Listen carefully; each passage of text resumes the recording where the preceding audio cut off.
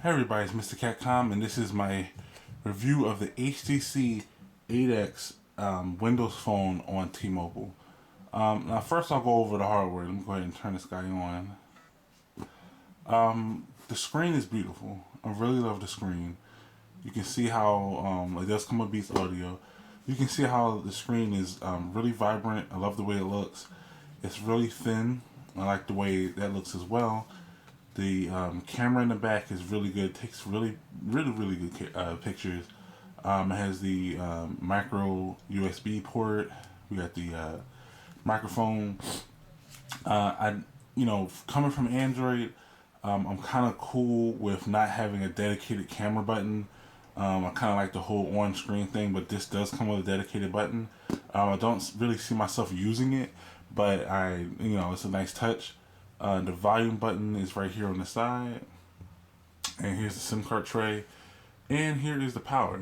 Now, as far as hardware, the things I didn't like the fact that the buttons are kind of a little too recessed into the phone.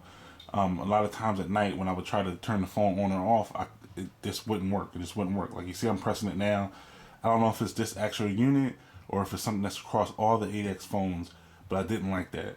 I didn't like the fact that the call quality was really low. As far as calling someone, I could barely hear them. The speaker is pretty loud, as you just heard the sound. Um, but other than that, I mean, I guess it's kind of the phone is snappy. It's running Windows Phone 8, the latest version, on T-Mobile, and other than that, the phone flies. I didn't see any kind of type of stuttering or anything like that. It was perfect. So let's go ahead and we can move on to the software. And the software is Windows Phone 8, of course. And because this is a Windows phone, this is a new operating system. I usually do Android, but I wanted to check this phone out. I've gotten a lot of praise from this phone. A lot of people are saying that they like it, so I wanted to go ahead and review it.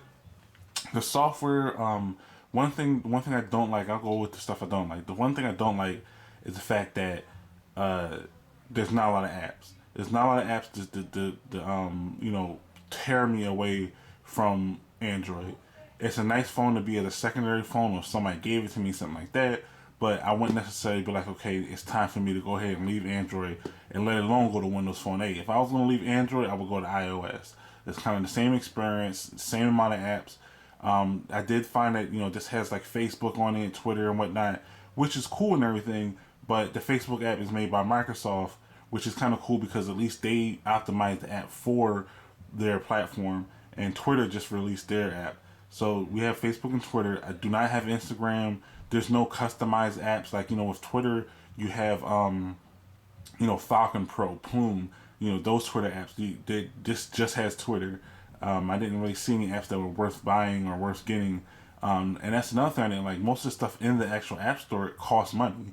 There's not a lot of stuff that's free, and the stuff that is free, I wouldn't necessarily try, but like we should have a little bit more, options. And I do have some free trials on some things. You can see right here for like Amazing Spider-Man, but the prices are kind of high.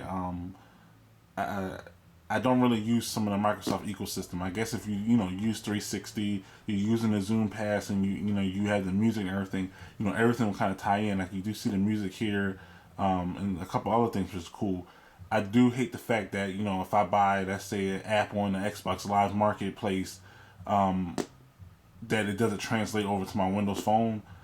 There is some Windows only like apps and stuff like that, but like here's Sonic CD, which I know is on Xbox Live. If I bought the Xbox Live version, I should be able to play the same version, or at least have the license to play this one on my phone. And you can see that I can't.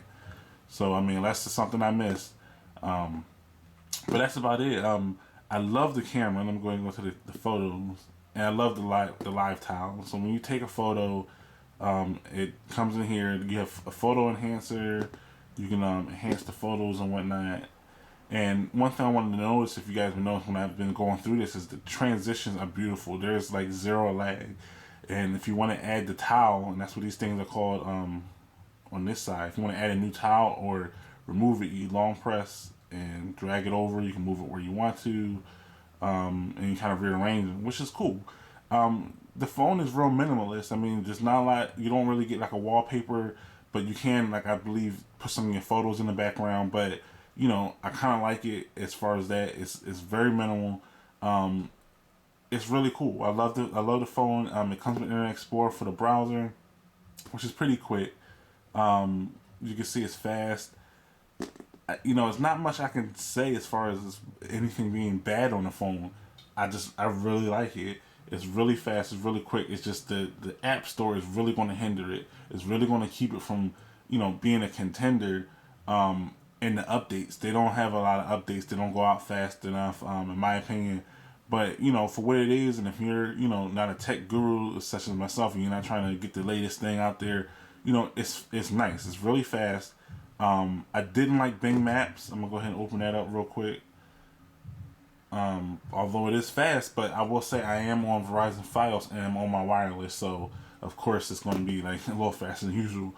But you know, it's cool. And the 8X, you know, if I had to give it, you know, a recommendation, I definitely would. But there's so many other phones out there right now that's worth getting. That has the apps, that has the support.